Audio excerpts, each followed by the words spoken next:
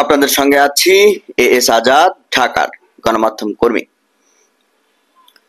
দেখুন, আমাদের উপদেষ্টা আসিফ মাহমুদ সজীব ভুঁইয়া তিনি কিন্তু যাই করেন, এই যে জুলাই আপরাইজিং এর ব্যাপারে, এই জুলাই গণ অভ্যুত্থানের ব্যাপারে কিংবা শেখ হাসিনার ফ্যাসিবাদী সরকারের আচরণের বিরুদ্ধে তিনি কিন্তু বিন্দু মাত্র ছাড় দেওয়ার পক্ষপাতী নন। কয়েকটা ঘটনায় কিন্তু প্রমাণ হয়েছে। অন্য উপদেষ্টারা শেখ হাসিনার আমলের ফ্যাসিবাদী আচরণ সম্পর্কে চুপ থাকলেও আসিফ মাহমুদ সজীব ভুঁইয়া তিনি কিন্তু চুপ নেই। তিনি বিভিন্ন সময় সেই শেখ হাসিনার কার্যকলাপের বিরুদ্ধে কথা বলছেন এবং নানা বিষয়ে তিনি সিদ্ধান্ত নিচ্ছেন। এমনকি যে কোনো সেলিব্রিটির ব্যাপারেও আসিফ মাহমুদ ছাড় দিচ্ছে না। যেমন বাংলাদেশের সাকিব আল হাসানের ব্যাপারে তিনি কিন্তু ছাড় দেননি।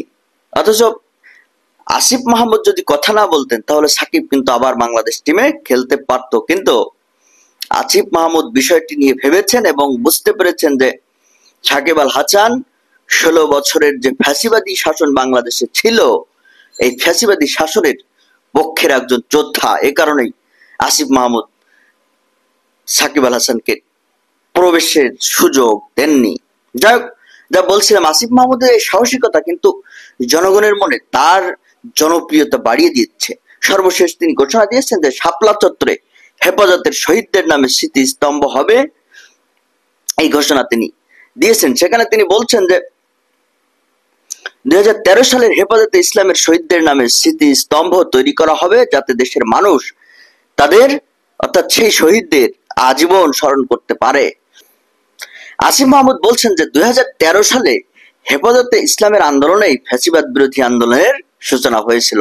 দেখছেন, আমি বললাম তো যে ফ্যাসিবাদ বিরোধী আন্দোলনের পক্ষে যে কোনো ব্যক্তি এবং প্রতিষ্ঠানের কর্মকাণ্ড আসিফ মাহমুদ কিন্তু নির্দ্বিধায় স্বীকৃতি দিচ্ছেন এবং জনগণের যে বক্তব্য, নির্যাতিতের যে বক্তব্য, তাদের পক্ষে কিন্তু তার একটা হৃদয় আছে। এজন্য তিনি বিশেষ জনপ্রিয়তা পাচ্ছেন।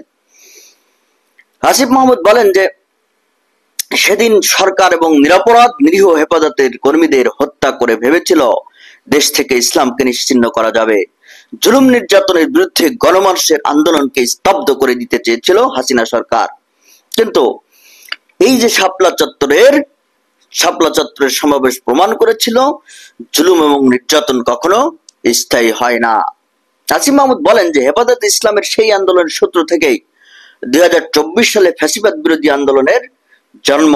ছাত্র জনতার তীব্র আন্দোলনের মুখে ফ্যাসিবাদের নেত্রী শেখ হাসিনা পালিয়ে যেতে বাধ্য হন।